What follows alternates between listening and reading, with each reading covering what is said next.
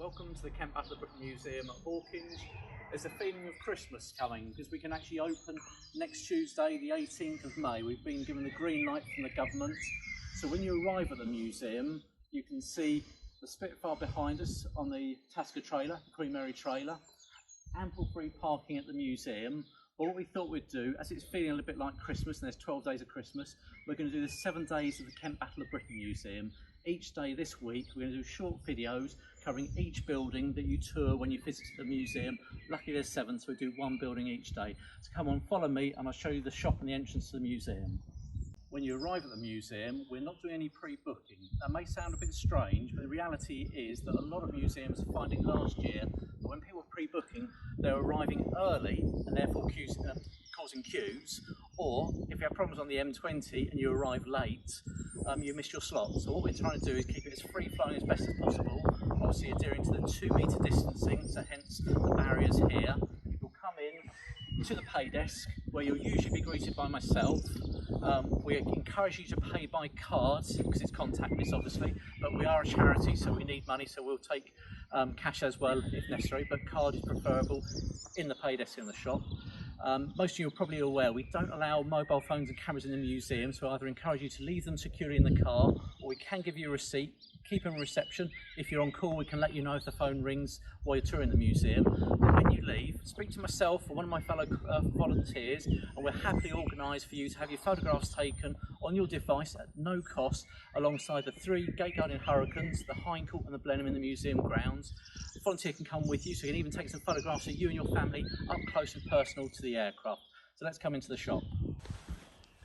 So this is where you'll be greeted. This is the pay desk where usually I'm seated during the open season. So you'll be greeted by myself. So we take the payments here.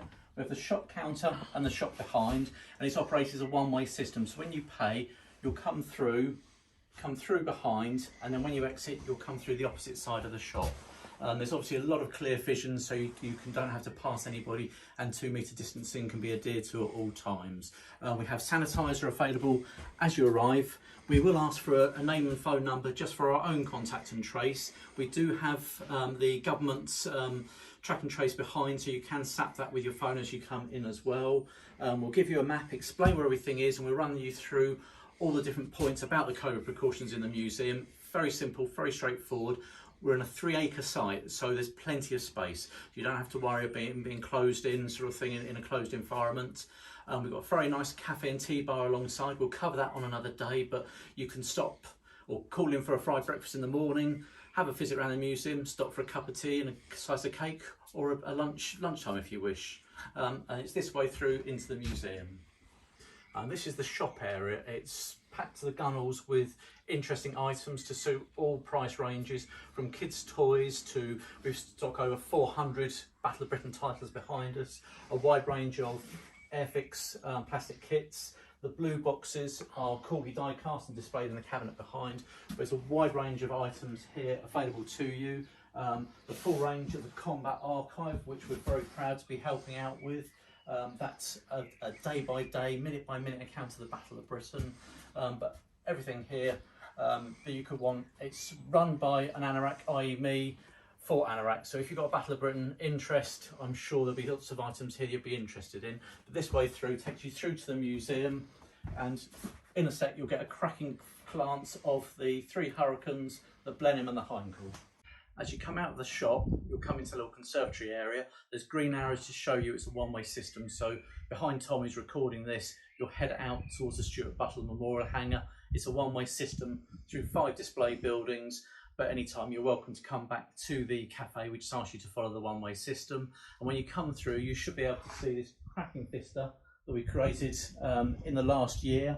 We've got the 3 Gate Guardian Hurricanes, which some of you have probably seen before, but we've got the Bristol Blenheim Mark IV, that's an ongoing project. You can see we've recently actually attached the cockpit to the aircraft, and the nose of the Hawkinge 111 H16 we brought down March last year. Again, is an ongoing project, but most of that is now complete. We're just at the process of trying to fit the UMO engines to the aircraft, to try and find cowlings, bits and pieces like that. But the fuselage cockpit is looking cracking. And so when you come, please ask. We're very happy to take photographs of you.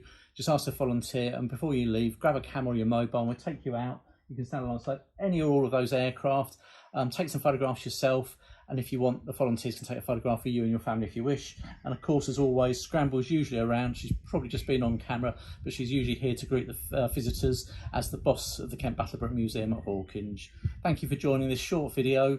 Watch tomorrow, because tomorrow we'll be covering the Stuart Battle hangar, and we'll do a building by building tour of the museum each of the next 7 days running up to when we open next Tuesday, the 18th of May, and we hope to see you soon. Thank you for joining us.